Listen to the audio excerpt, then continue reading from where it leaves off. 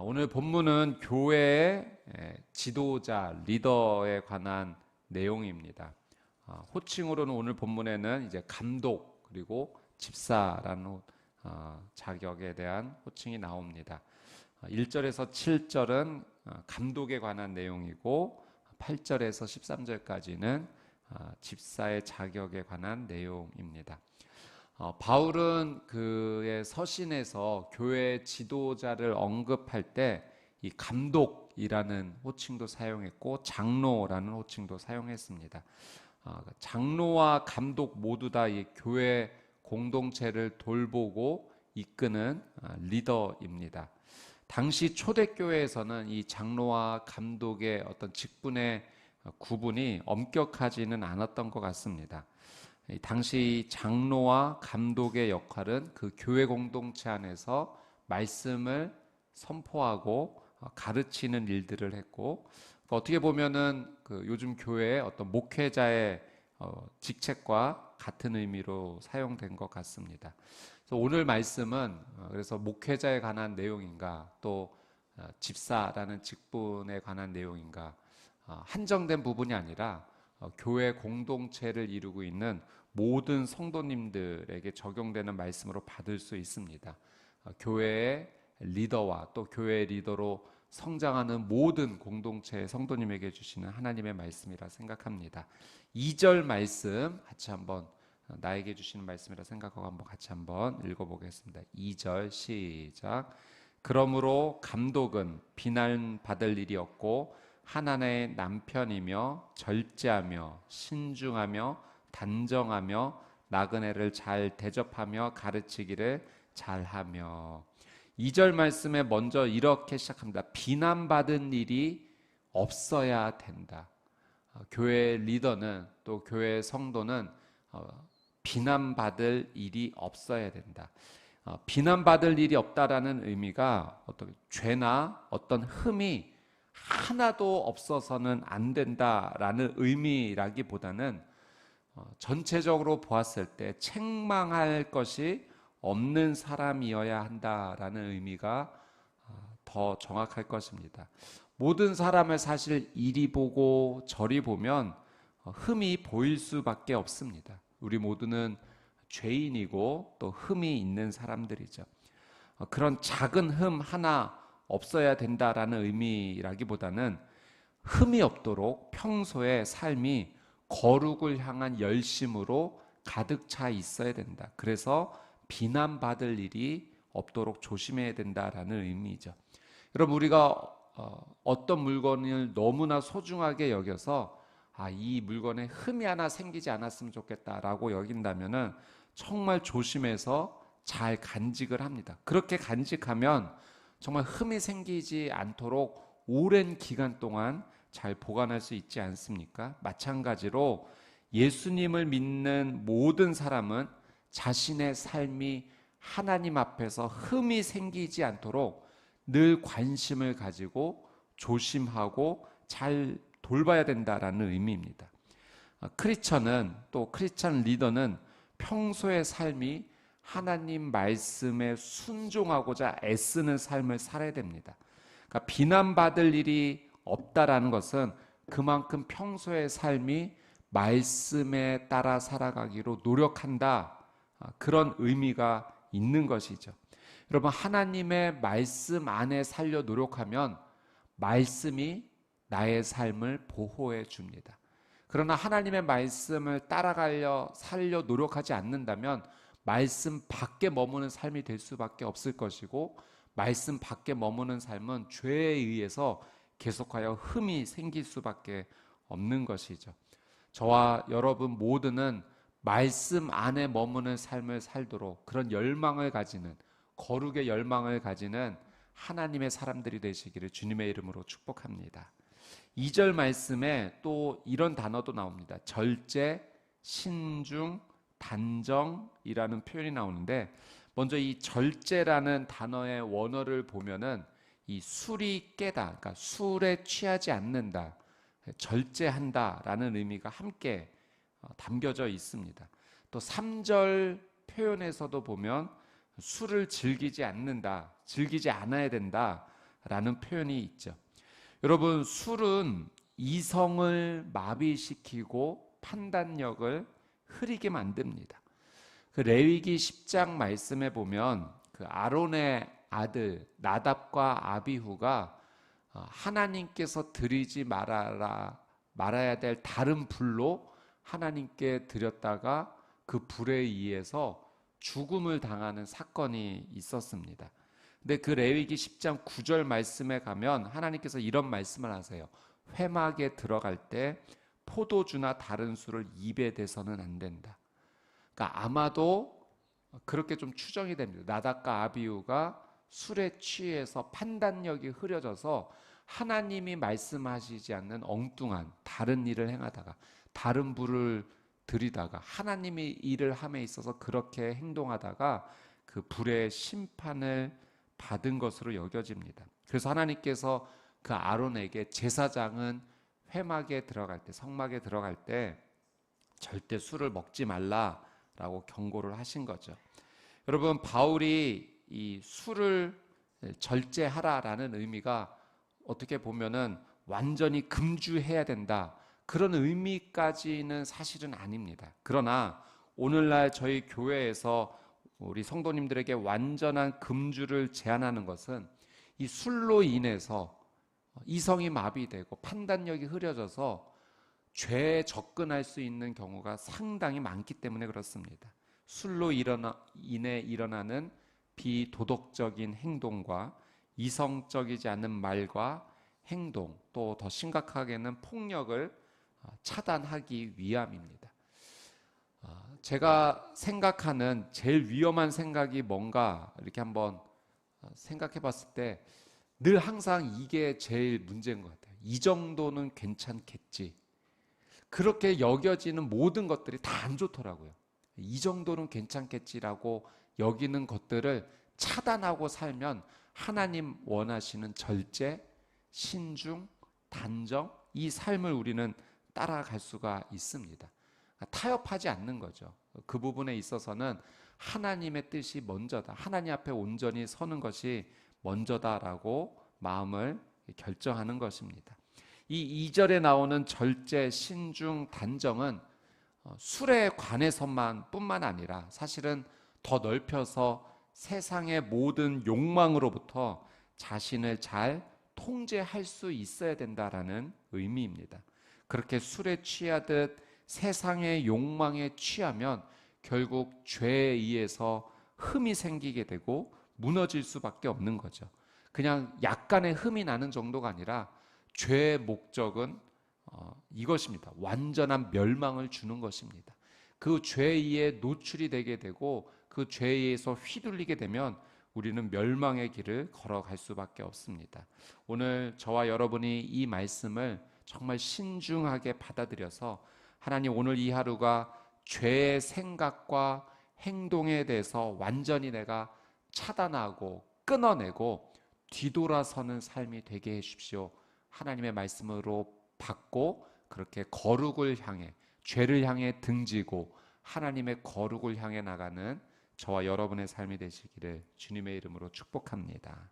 우리 3절 말씀 한번 같이 보겠습니다. 같이 읽습니다. 시작. 술을 즐기지 않으며 폭력적이지 않으며 온유하며 싸우지 않으며 돈을 사랑하지 않으며. 자, 3절에서는 돈을 사랑하지 않으며 라는 부분을 한번 보겠습니다. 돈을 사랑하지 않아야 한다라고 하는 것이 하나님의 분명한 말씀의 기준입니다. 디모데전서 6장 10절 말씀에서도 바울은 돈을 사랑하는 것이 모든 악의 뿌리다라고까지 말을 했습니다. 여러분, 돈을 사랑하는 것이 위험하고 죄의 뿌리가 되는 것은 단 한 가지 이유 때문에 그렇습니다. 이 돈이 하나님의 자리를 빼앗기 때문입니다. 돈을 사랑한다는 것은 더 의지하게 된다는 것이에요.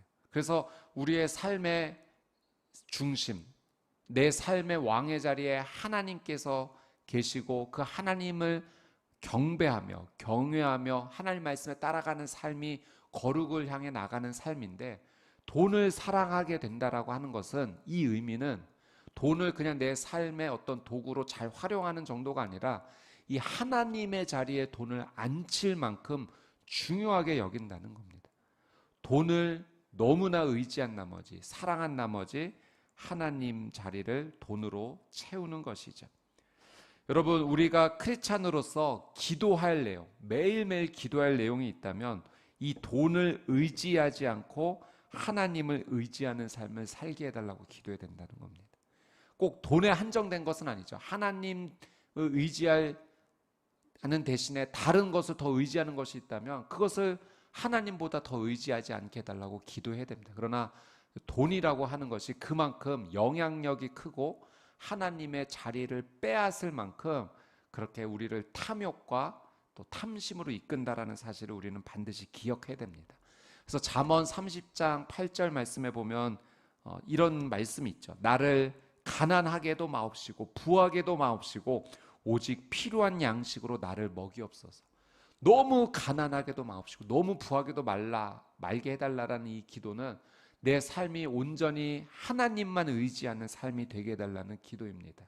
여러분, 우리의 삶의 기도가 하나님만을 왕으로 의지하는 삶이 되게 해달라고 기도합시다. 하나님을 왕으로 의지하지 않게 되면 어떤 삶을 살게 되는가? 우리가 지난달까지 지난 이 디모데전서 묵상하기 전까지의 말씀 묵상이 뭐였습니까? 사사기였잖아요. 사사기 삶을 살게 되는 거예요. 그 당시에 왕이 없으므로 그들이 좋아하는 대로 소견대로 행했다라는 것은 정말 이스라엘을 다스릴 어떤 왕이 없었기 때문이 아니라 하나님을 왕으로 삼지 못했기 때문에 계속하여 그 죄의 구렁텅이에서 반복되는 삶을 살았다는 거죠. 여러분, 우리가 하나님을 믿는 성도로서 또 크리스찬으로서 또 크리스찬의 리더로 성장해 나가면서 돈을 사랑하지 않고 하나님을 온전히 더 사랑하는 의지하는 삶이 되게 해달라고 기도하는 저와 여러분이 되시기를 주님의 이름으로 축복합니다. 돈에 관한 것은 아니지만 이런 경험이 한 번 있습니다. 제가 20살 때 무릎을 크게 다치고 이제 수술하고 회복하는 과정에서 너무 통증이 심하기 때문에 계속 하나님께 정말 간절히 기도했어요. 매일 새벽 예배 나가고 저녁 기도회도 나가고 하나님께 매달릴 수 있는 일이라면 그때 다 매달렸던 것 같아요. 금식도 하고. 그래서 정말 하나님께서 이제 고쳐주셨고 다리가 건강해졌습니다. 근데 그 뒤에 제가 저의 삶을, 그러니까 개인적으로 제가 저의 삶을 이렇게 되돌아보니까 무릎을 다쳤을 때는 그렇게 하나님께 매달렸는데 회복되고 나서는 그 정도로 매달리는 제 모습은 아니었던 거예요. 제가 볼 때. 그래서 제가 곰곰이 생각해 봤습니다. 이 뭐가 축복이지? 다친 게 축복인가? 회복된 게 축복인가? 물론 하나님께서는 우리의 삶을 회복시켜 주십니다. 회복이 축복입니다. 은혜입니다. 근데 제가 개인적으로 되돌아봤을 때 이렇게 회복되고 나서 하나님을 더 의지하지 않는다면 어쩌면 하나님을 더 간절히 의지하는 그 상황이 그것이 하나님께서 원하시는 삶의 모습은 아닐까 하면서 저를 돌아보게 됐죠. 저는 여러분의 삶을 축복합니다. 삶이 오히려 풍족하면 풍족해질수록 하나님의 은혜를 더 경험하면 경험할수록 하나님을 더 의지하는 삶이 되시기를 주님의 이름으로 축복합니다. 돈은 그런 위험이 있다는 거예요.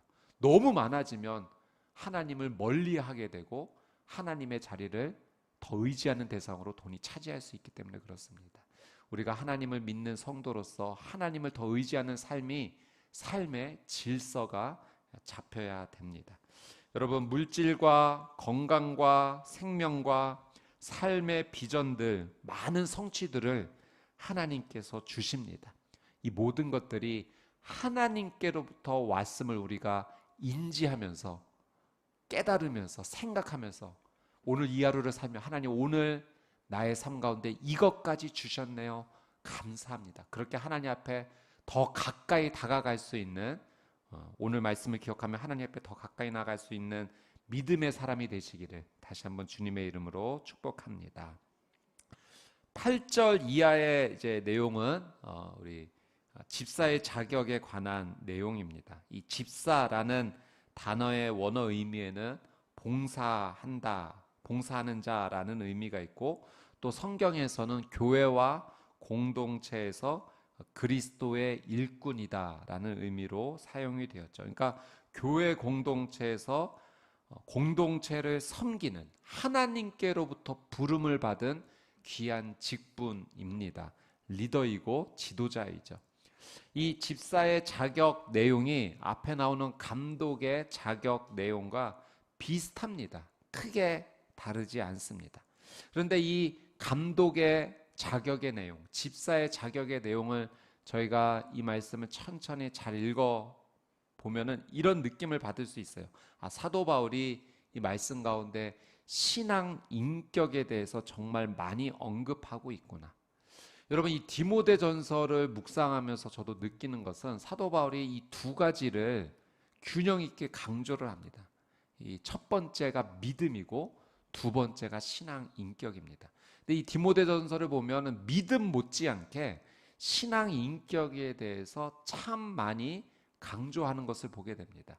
그러니까 우리가 신앙생활을 하면서 자칫 조금 실수할 수 있는 것이, 그게 나쁜 것은 아니지만 믿음을 조금 더 중요하게 여기다가 우리의 삶의 신앙 인격적인 면은 이 정도는 괜찮겠지 하고 조금 소홀히 여길 수 있는데, 사도 바울이 하나님의 성도로서 우리가 걸어가야 될 길이 있다면 이 두 가지가 온전히 균형을 이루어서 잘 나가야 된다라고 강조하고 있는 거예요. 사도 바울은 믿음도 중요하고 선한 양심도 중요하다라고 이야기합니다.